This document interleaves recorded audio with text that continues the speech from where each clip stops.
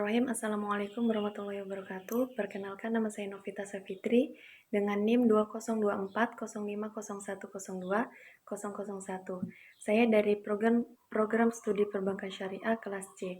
Di sini saya akan mempresentasikan terkait materi sumber dana bank dengan 4 pembahasan, yaitu yang pertama definisi sumber dana bank, yang kedua klasifikasi sumber dana bank, yang ketiga fungsi modal bank, dan yang keempat pentingnya pengelolaan sumber dana. Latar belakang, bank adalah lembaga keuangan yang menghimpun dana dari masyarakat dan menyalurkannya kembali dalam bentuk pembiayaan atau kredit. Tanpa sumber dana yang memadai, bank tidak dapat menjalankan fungsinya sebagai intermediasi. Oleh karena itu, pemahaman tentang sumber dana bank sangatlah penting. Kita masuk pada pembahasan, yakni definisi sumber dana bank. Sumber dana bank adalah seluruh dana atau modal yang berhasil dihimpun oleh bank dari berbagai pihak dan digunakan untuk membiayai kegiatan operasional serta usaha perbankan. Dana ini menjadi unsur paling penting dalam aktivitas perbankan karena berfungsi sebagai bahan baku utama yang akan diolah oleh bank untuk menghasilkan pendapatan atau keuntungan. Dengan kata lain, tanpa adanya sumber dana yang memadai, bank tidak mampu menjalankan fungsinya sebagai lembaga intermediasi keuangan, yaitu menghubungkan antara pihak yang memiliki kelebihan dana dengan pihak yang membutuhkan dana. Oleh karena itu, kemampuan bank dalam menghimpun dan mengelola dana menjadi ukuran utama dalam menilai kinerja suatu bank. Klasifikasi utama sumber dana bank biasanya dibagi menjadi 3. Yang pertama, dana dari modal sendiri, yaitu modal yang berasal dari pemilik atau badan usaha bank, merupakan ekuitas permanen yang menjadi bantalan pertama untuk menanggung kerugian. Dalam istilah akuntansi, modal ini merupakan klaim residual pemilik setelah seluruh kewajiban terpenuhi. Yang kedua, dana dari masyarakat atau pihak ketiga, yaitu dana yang dihimpun bank dari nasabah atau publik melalui produk simpanan, merupakan sumber pendanaan utama bagi bank komersial. Contohnya, giro, yakni biasanya digunakan untuk transaksi harian dan relatif paling liquid. Kemudian ada tabungan, cenderung lebih stabil dibanding giro. Kemudian deposito berjangka, yakni dana berjangka yang lebih terikat dan dapat dipakai untuk mengunci biaya dana. Kemudian instrumen investasi syariah bagi bank syariah, misalnya rekening modal robah, suku yang telah diterbitkan untuk publik. Yang ketiga, dana dari pihak lain atau wholesale dan luar negeri. Dan yaitu dana yang diperoleh bank dari sumber non-retail termasuk pinjaman antar bank, fasilitas bank sentral, penerbitan surat utang, dan pinjaman dari lembaga keuangan domestik atau internasional. Fungsi modal bank. Yang pertama, menunjukkan kesanggupan bank menghadapi resiko, yaitu modal menyerap kerugian dari bank, misalnya kerugian akibat kredit macet, kerugian pasar, atau kerugian operasional. Yang kedua, menjadi dasar kepercayaan bagi nasabah dan investor, yaitu modal yang sehat memberi sinyal bahwa bank aman dan kredibel. Nasabah cenderung menyimpan dana pada bank yang dianggap solvent. Investor itu menilai risiko, ekuitas, dan obligasi berdasarkan tingkat permodalan.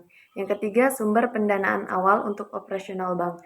Saat mendirikan bank atau membuka cabang, modal sendiri menjadi modal awal untuk membeli aset, menutup biaya operasional awal, dan memenuhi persyaratan minimum permodalan regulator. Yang keempat, sebagai cadangan bila terjadi kerugian, yakni modal termasuk laba ditahan adalah cadangan internal yang dipakai untuk menyerap kerugian tak terduga.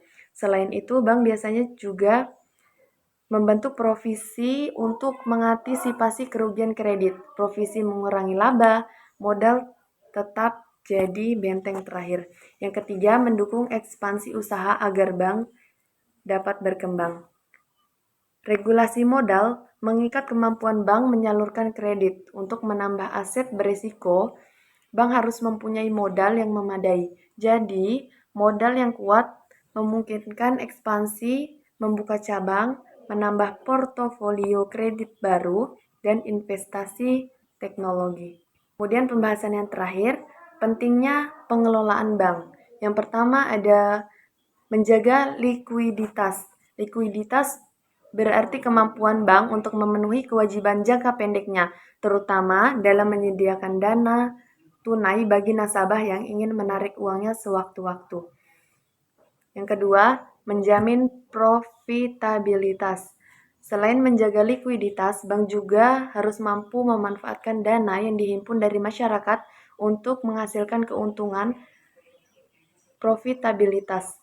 Dana yang terkumpul dari simpanan nasabah seperti giro, tabungan, dan deposito harus disalurkan ke sektor-sektor produktif, misalnya dalam bentuk pemberian kredit atau pembiayaan.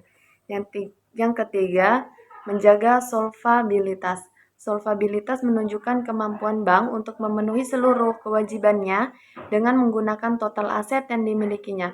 Artinya, bank harus memiliki modal dan aset yang lebih besar dibandingkan dengan kewajiban atau utang yang harus dibayar. Jika pengelolaan dana dilakukan dengan baik, maka bank akan selalu dalam kondisi solvent, yaitu mampu membayar semua kewajiban kapan saja. Hal ini berada dalam kondisi sehat dan terpercaya.